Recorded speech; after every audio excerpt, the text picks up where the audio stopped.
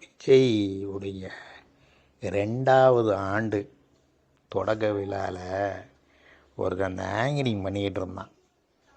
அவன் 2 மாதத்துக்கு முன்னால் தான் டிஎம்கே மீட்டிங்கில் ஆங்கரிங் பண்ணிக்கிட்டு இருந்தான். அவன் யாருன்னு தெரியல, அவன் பேர் தெரியல, கீழே போட்டு விடுதான் பாருங்கள்.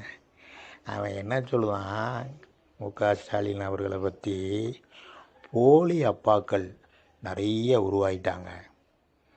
ஏன்டா பரதேசி பண்ணாட, நீ இன்னைக்கு ஒரு இடத்துல சோறு திங்க பிச்சை எடுத்து, நாளைக்கு இன்னொரு இடத்துல போய் பிச்சை எடுத்து சோறு தின்னு, உனக்கு என்னடா உரிமை இருக்குது?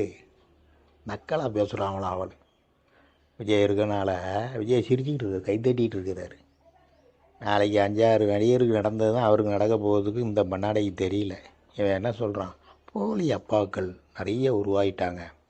முதல்ல உங்கள் அம்மாட்ட போய் கேளுடா, உங்கள் அப்பா ஒரிஜினல் தானான்னு. பாரதேசி பண்ணாடை.